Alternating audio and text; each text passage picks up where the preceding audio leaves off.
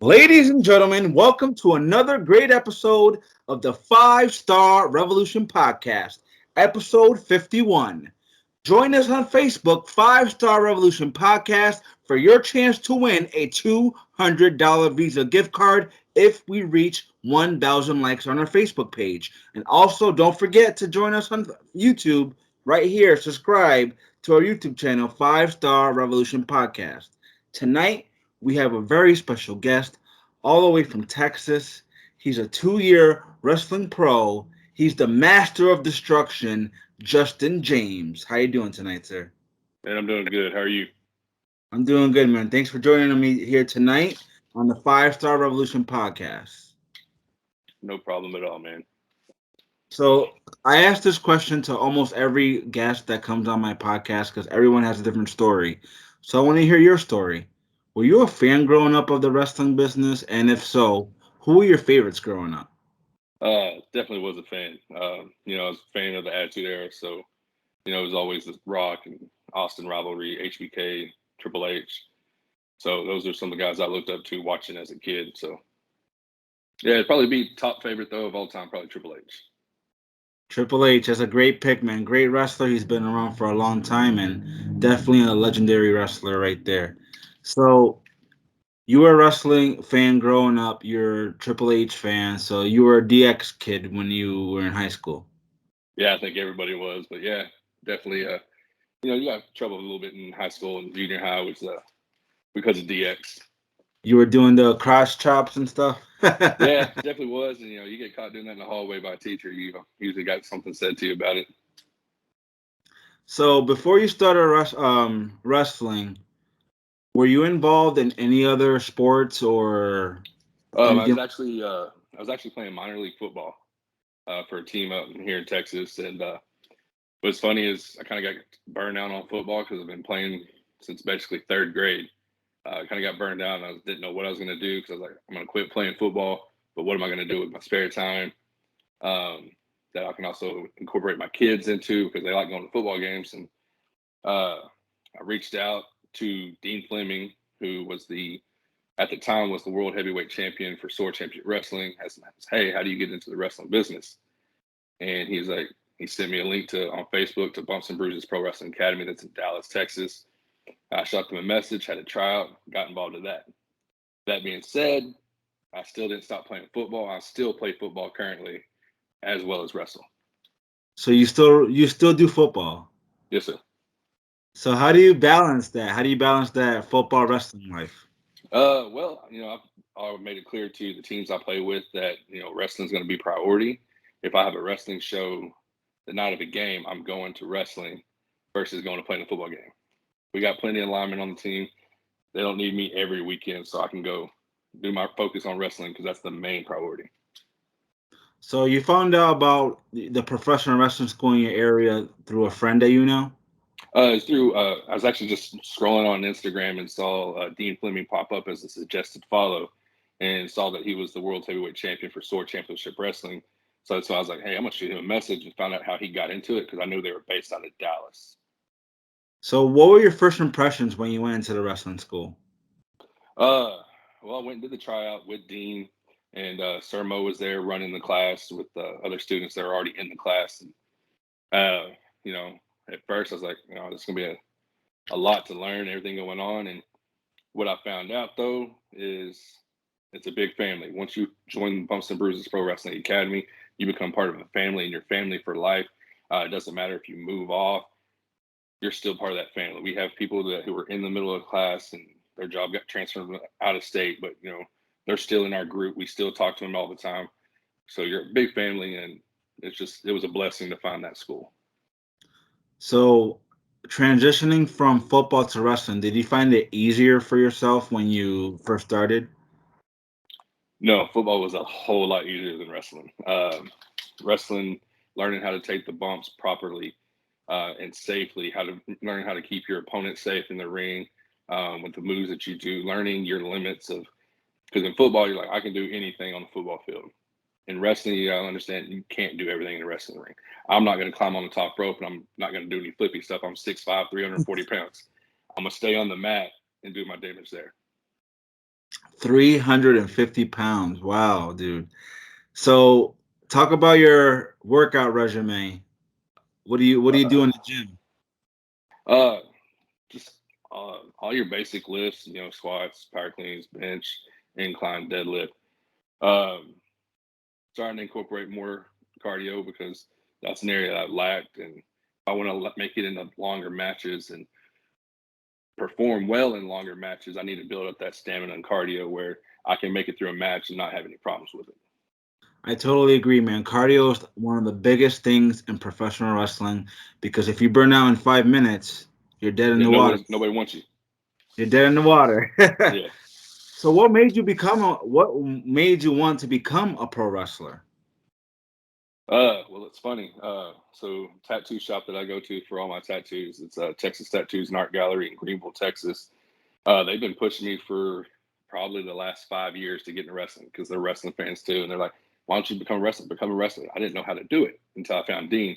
And then when I finally did it, my tattoo artist was like, I'll sponsor you and help you pay for your school and everything. I was like, and as soon as I found out about it, I was like, hey, you still want to sponsor me to wrestle? And he's like, yeah. So my tattoo artist in that shop helped push me towards wrestling. Hey, man, that's a great deal right there, man. You Yeah, went to school for free, basically. pretty much the whole thing. Yeah, he helped me out with a lot of it, even with some of my gear. So very fortunate that, you know, he's like family, treats me like family, and helped me pay for a lot of my wrestling stuff. So, do you remember your first match? And if so, what do you remember from that match? What were your how did you feel after your first match? All right, so first match is actually went and made my debut with FML promotion up in Montreal, Canada, and I went against a guy named Trent Ware. Hell of a guy. He's been in the business, I think, 15 to 16 years, and I didn't know what to expect going up there, but I knew I was in there with a veteran who's going to help me get through that match, and we're going to put on a good match and put on a show for the crowd. Well, I get up there and it's about 750 people in the crowd, so a little more than I'm used to seeing at our local show in Dallas. Um, and so it was February of 2019, so right before COVID came and shut everything down. And I remember we go talking about a little bit of stuff, and then I look out behind the curtain, see everybody out there, heart starts beating a little faster, getting a little nervous. And then his music hits, nerves come a little more. He goes out, does his entrance. I'm back there with Sir Mo. He's my manager for the night, and my music hits. He leans in. He's like, wait for it until you feel right, and then go out there. Nervous as hell, not even gonna lie. As soon as I came through the curtain, lights hit me, everybody's there, nerves went away. Did my entrance, talked to Mo before the match. He said, just go out there, do what you're supposed to do, put on a show. We went through that match. I got the victory. Everything was great. As soon as the ref hit 3 on the 3 count, all those nerves came flowing back to me for some reason, and I felt like I was going to throw up. But other than that, it was a great show. It was a great venue. The crowd up there is amazing. Speaking of nervousness, how do you feel now before a match, before you step through that curtain? Uh, I feel good because I have a great trainer at our Bumps and Bruises Academy that's on primetime, Dante Smiley. He's actually going to make another appearance on AEW Dark this Sunday at their TV tapings in Orlando on the what's Saturday, 24th? Yeah, 24th. So he's going to be in Orlando for that. But he tells us every day in training, every day before a show, if you go out there and you mind your training, you do what you've been trained to do, you're going to put on a performance and you're going to be happy with it. Absolutely, man. That's a great advice right there. So, has anyone told you that you look a little bit like Kevin Owens? I have heard that before. I've heard that, and then I've heard Matt Morgan when he was in TNA. Yes, yes. Yeah, I've gotten that too. So, how do you feel about that comparison to such a wrestler that's in WWE right now? Uh, our styles are very different because I know he can get up there and he can flip, but if I can just accomplish anything that he's been able to do on that level, I'm going to be happy with it. So, let's talk about your character for people that don't know you, people that are just listening to this podcast. Who is the Master of Destruction? He is a 6'5", 350-pound monster that just goes in and destroys what's in front of him. Whether it be with a choke slam or a power bomb, you're gonna get put through the mat. I believe it. I believe it. You you have the size, you have the look. What is your main goal? Is your main goal to make it to AEW, WWE, or somewhere different? Both of those would be wonderful, but I would any major promotion, whether it be AEW, WWE, Ring of Honor, Impact, New Japan, Pro Wrestling, I would feel like as an accomplished if I made it up there and was a player on the roster. I don't want to be a bench player or anything like that. If I can get up there and be a player on any of those rosters, I'll deem all this a success. So, what do you think makes you stand out from anyone in the back locker room? In our locker room, I'm the biggest athlete on our roster. So I have that going for me. I am, I have the height and the size of being 6'5", 340, 350.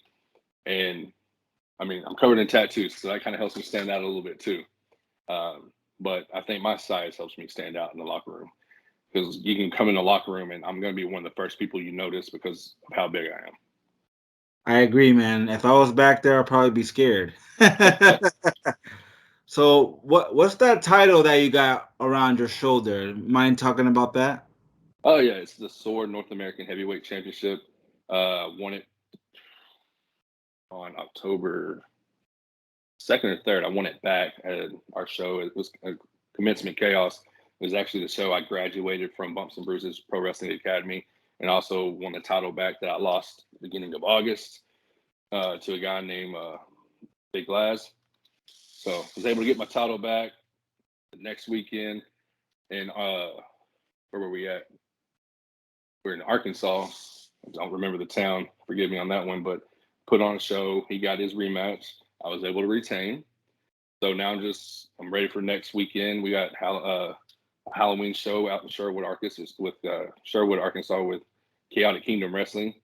Don't know who I'm going to go against and if the title's on the line, but if it is, I'm going to go in, handle business, and I'm going to walk out champion again.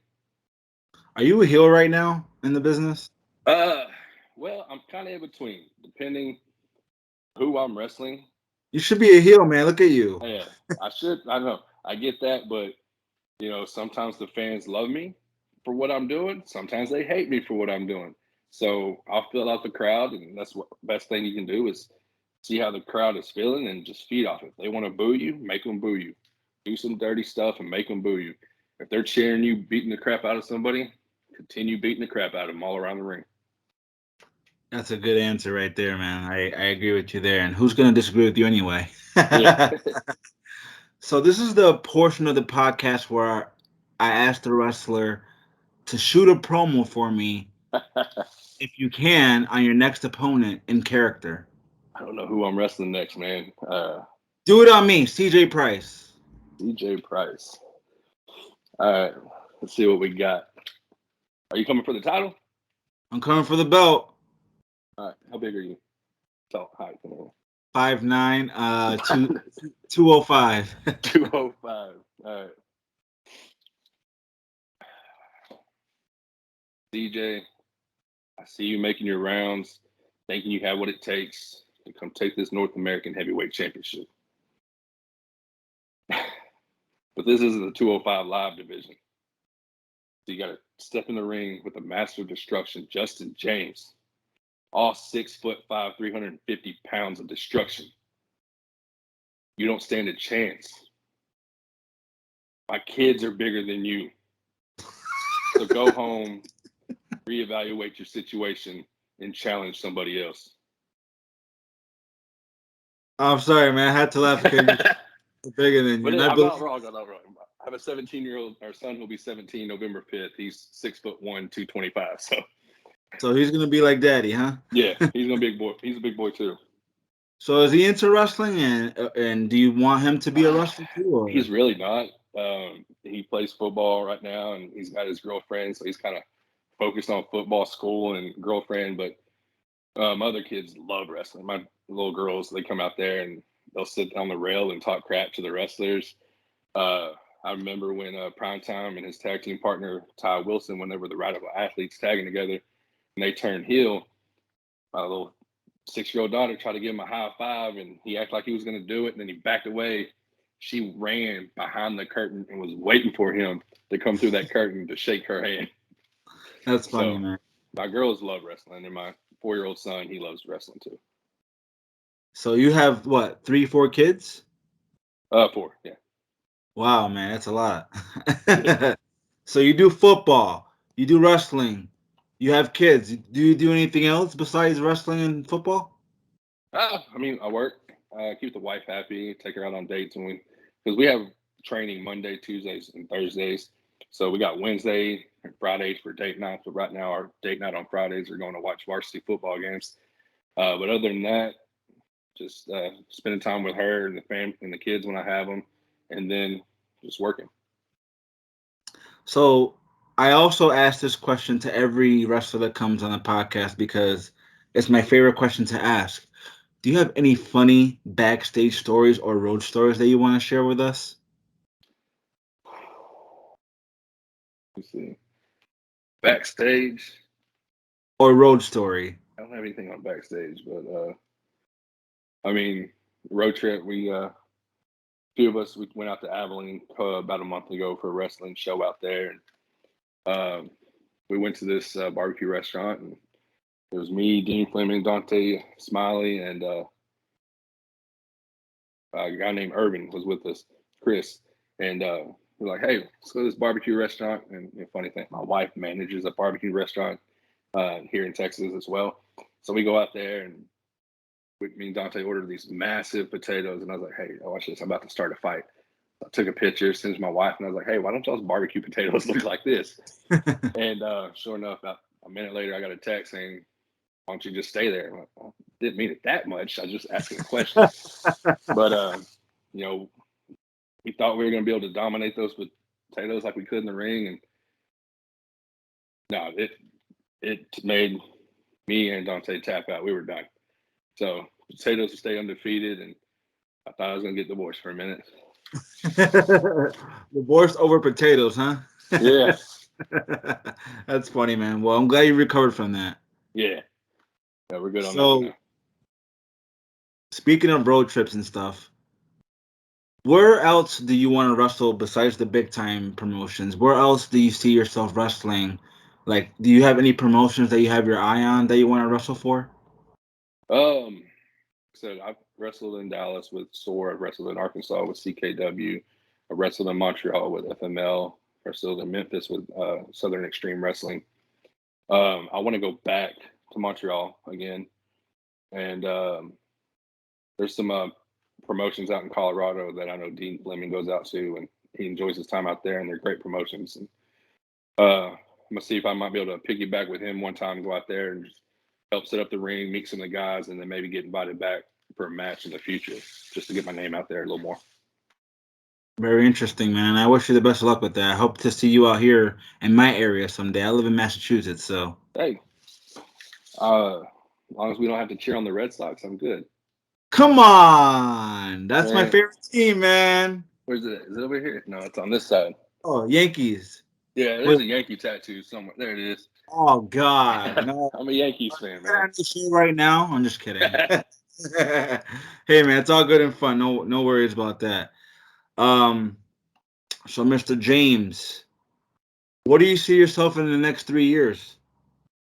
Next 3 years, I'm gonna just keep grinding, put my name out there, hitting the road, hitting some promotions, and who knows? Maybe I can be like Dante and get invited out to an AEW Dark show. If they like me, maybe I keep getting invited out to a little more and see if anything can happen from that. But I'm just gonna keep grinding, keep pushing, get my name out there. And I mean, if you get your name out there and people like you, at some point, someone's got to look at you and say, what can we do with this guy? So this is a little bit of a controversial question that I asked to some of the wrestlers that come on here, especially to rookies like yourself, because you only been in the business for about 2 years, right? Yeah. But somebody as big like you, tall, strong, I'm sure nobody fucks with you backstage. So how do you deal with backstage politics, my friend?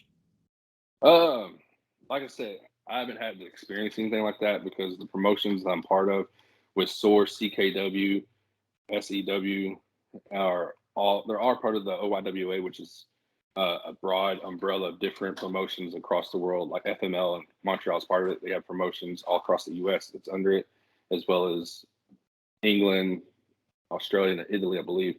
So, but with our family here in the locker rooms that I've experienced in Dallas, Arkansas, Memphis, we're like I said, we're all a family. We're close knit, so we really haven't had any backstage politics. Like I said, if the promoter comes up and said, "Hey, this is what I want," they have their reasons for it, and you're like, "All right, let's go, let's roll with it."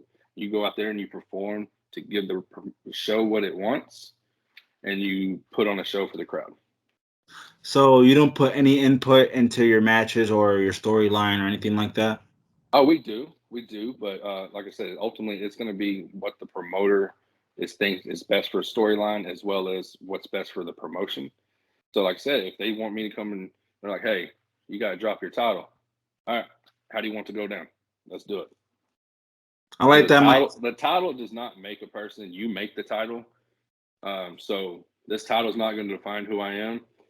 The SOAR World Heavyweight Championship wouldn't define who I am. You make that title. The title doesn't make you. I like that mindset, man. That's a very good mindset, and whoever taught you that is a very good trainer. Yeah. Well, Sir Mo and Dante Smiley, really good guys, really good trainers, and know a lot about the business. Speaking of Sir Mo, I've been trying to get him on this podcast for so long, but he never replies. Hey, he's a busy, busy man.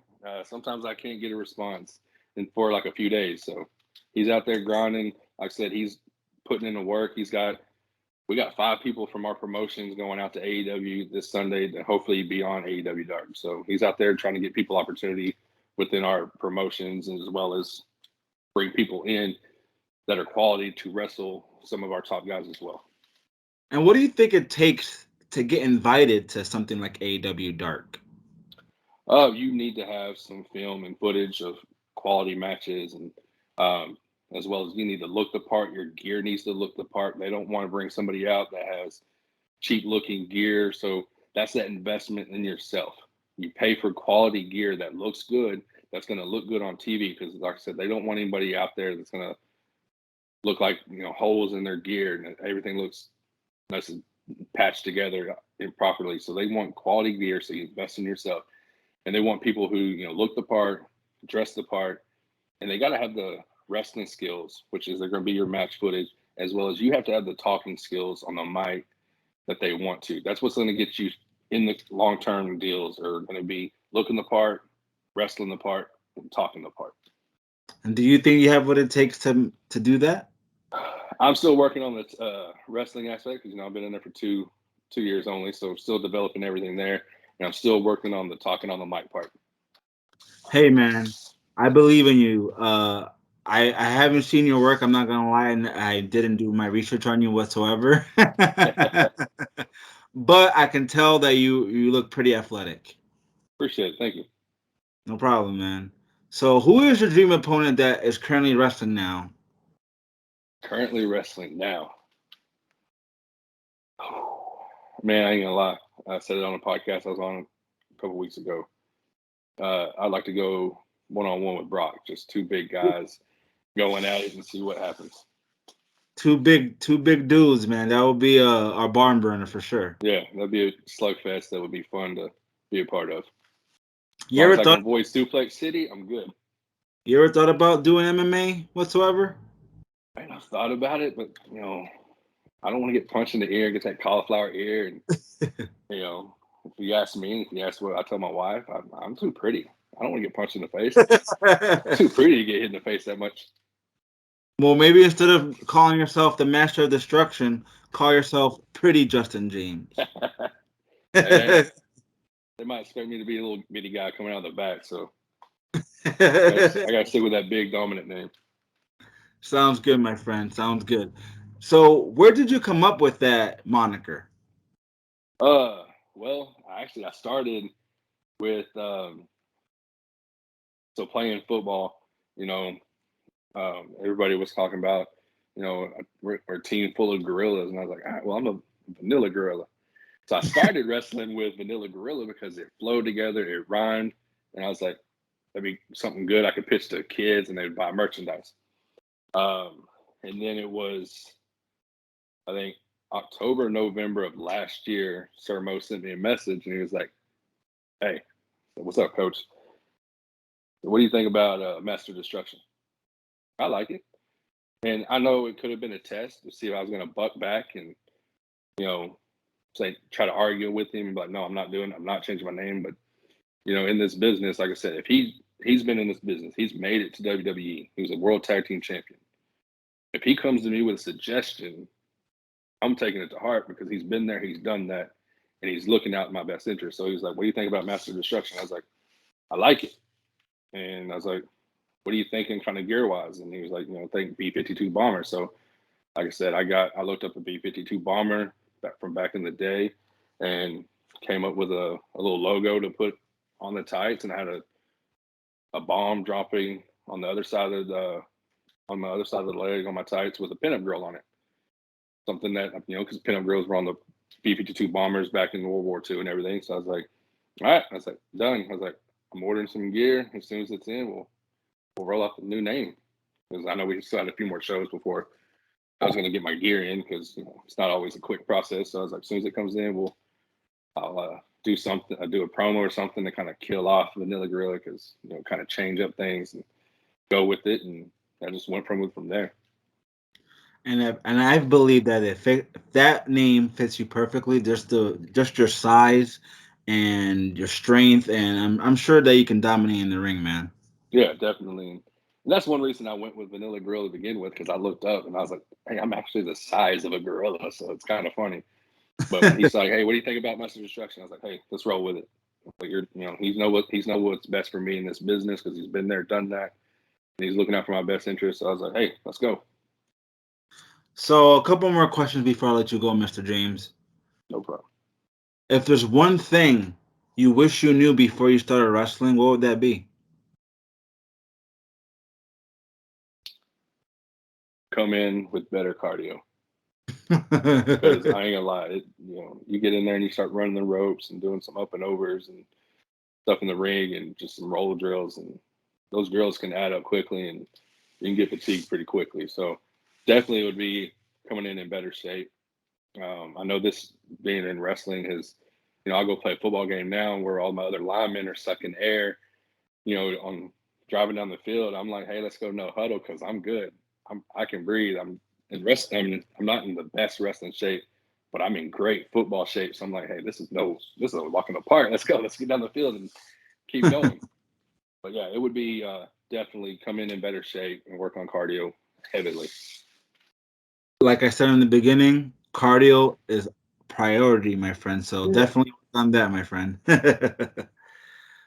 My last question for you, Mr. Justin James, is if once you retire, I know you're only 2 years in the business and you have a long way, but once you retire from the business, what do you see yourself doing? Do you see yourself like as a coach, as a manager, backstage producer? What are you looking to do after you retire? Uh, and I could see going back and being a backstage producer of a show or even doing some of the writing, but it would definitely be fun to stay in the business and even just training um, people because you build that relationship with your trainer and you can see how your trainer touches your life and you're like, hey, if I can do that at some point down the road in my career, then that's going to be make it even more worth what everything I went through because Mo and Dante have touched my life when probably needed the most.